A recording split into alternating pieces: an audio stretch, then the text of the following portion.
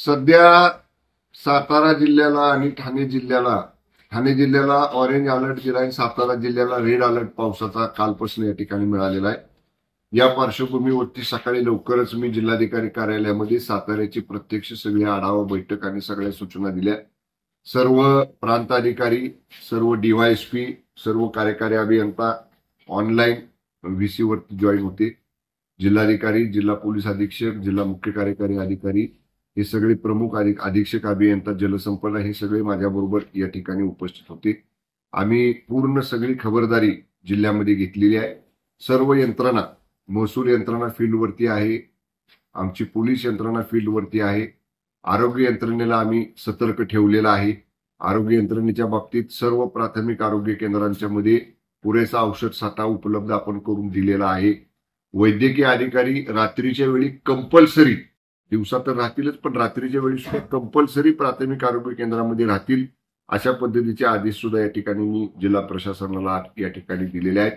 कोणत्याही परिस्थितीमध्ये पर्यटन स्थळं जी आहेत, जिथं अपघात घडू शकतात, दरी असते किंवा असं पाय घसरून पडणं आणि पुन्हा ते प्रवाहामध्ये वाहून जाणं, जे काय प्रकार पूर्वी आता मागच्या काळात लोणावळ्याला वगैरे घडले, असे स्पॉट आयडेंटिफाय करून तिथं जर गरज वाटली स्थानिक पोलीस प्रशासनाला, महसूल प्रशासनाला, तर ते सुद्धा तात्पुरत्या स्वरूपामध्ये बंद करण्याच्या सुद्धा सूचना आज या ठिकाणी प्रशासनाला मी दिलेल्या आहेत.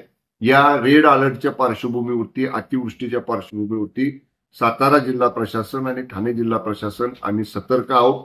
कुठल्याही परिस्थितीचा सामना करण्याची आमची तयारी आम्ही या ठिकाणी प्रशासनाची ठेवलेली आहे. आणि दुर्दैवानं कसलाही अनर्थ त्या ठिकाणी घडू नये यासाठी सगळी उपाययोजना मी स्वतः ह्या सगळ्या परिस्थितीवर लक्ष ठेवून आहे. माननीय मुख्यमंत्री एकनाथजी शिंदे साहेबांनी सकाळी लवकरच सगळ्याच पालकमंत्र्यांना, मला देखील फोन केला आणि आपापल्या जिल्ह्यामध्ये सगळी खबरदारी घ्या. तातडीनं काही जिल्हा नियोजन मधनं अशा परिस्थिती हाताळण्यासाठी निधी खर्च करावा लागला तर तो तातडीनं पालकमंत्र्यांनी करा, अशा सुद्धा आदेश माननीय मुख्यमंत्र्यांनी दिलेले आहेत. येणाऱ्या ह्या 2 दिवसात रेड अलर्ट सातारा जिल्ह्याला आहे.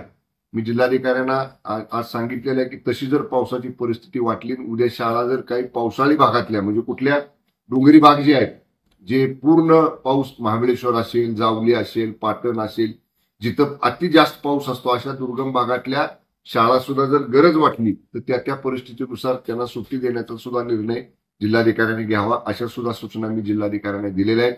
कुठं पाणी साठणार नाही, पुलांवरनं पाणी गेलं तर तिथं बॅरिकेटिंग करून ती वाहतुकीला बंद करावं लागेल, या बाबतीतल्या सुद्धा सूचना बांधकाम खात्याला आणि पोलीस खात्याला दिलेल्या आहेत. सगळी परिस्थिती नियंत्रणात ठेवण्यासाठी आम्ही 24/7 सगळेजण अलर्ट आहोत आणि जिल्हावासियांना या परिस्थितीत कुठलीही गैरसोयीचा सामना करावा लागणार नाही असं नियोजन दोन्ही जिल्ह्यांमध्ये आम्ही केलेलं आहे.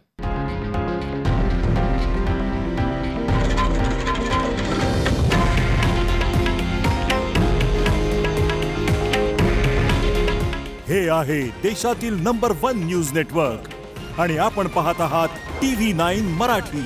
काळजी तुमची, हित महाराष्ट्राचं.